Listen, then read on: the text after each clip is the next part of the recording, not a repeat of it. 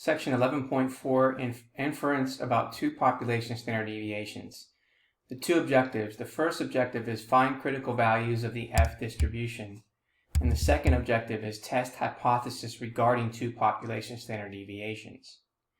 For objective number 1, we want to find critical values of the F distribution. In this section, we discuss methods for comparing two population standard deviations, or variances. For example, we might be interested in determining whether the rate of return for Cisco Systems stock is more volatile than General Electric GE stock.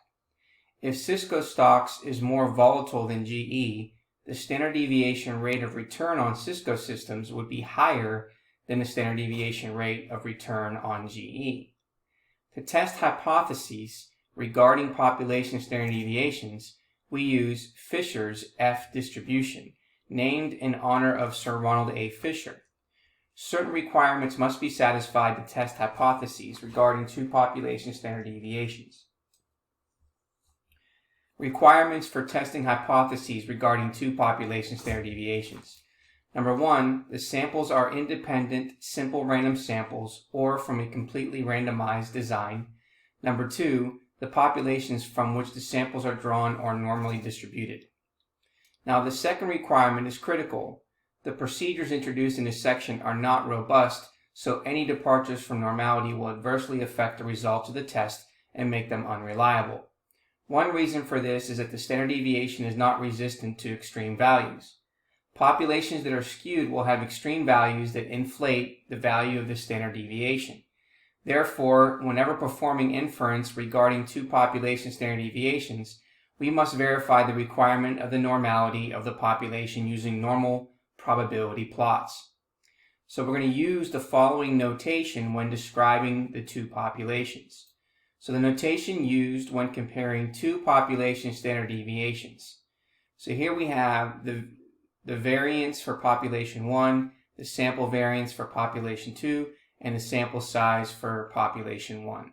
So you can see 1 is the subscript, and then we have our variance and our sample variance. And the same thing here for population 2, we have a subscript with a number 2. Now, before we can perform statistical inference regarding two population standard deviations, we need to know the sampling distribution of the test statistic. In comparing two population standard deviations, the test statistic follows Fisher's F distribution. So Fisher's F distribution is the following. If we know that the population variance 1 is equal to the population variance 2, and the sample variance of 1 and the sample variance 2 are sample variances from independent simple random sample size of N1 and N2 respectively, drawn from normal populations, then F, the test statistic, is going to equal the sample variance of 1 squared divided by the sample variance of 2 population 2 squared. Now this can be the standard deviation squared of population 1 divided by the sample standard deviation of population 2 squared.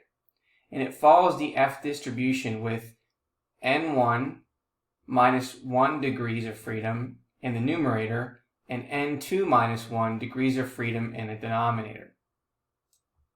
Now we can find critical values of the F distribution using table 9 in Appendix A. Before discussing how to read table 9, we present characteristics of the F distribution. The characteristics of the F distribution: 1, the F distribution is skewed right. Number 2, the shape of the F distribution depends on the degrees of freedom in the numerator and denominator. If you look at figure 15, this is similar to the chi-square distribution and the student's T distribution, whose shapes depend on their degrees of freedom. The total area under the curve is 1, and the values of F are always greater than or equal to 0. Now, table 9 is structured differently from those for the T or the chi-square distributions. The row across the top provides the degrees of freedom in the numerator, while the column on the left provides the degrees of freedom in the denominator. Corresponding to the degrees of freedom in the numerator and denominator are various areas. We have 0.1 as an area, or 0.05, 0.025, 0.01, 0.001, and so on, which is in the right tail of the F distribution. The body of the table provides the critical F values.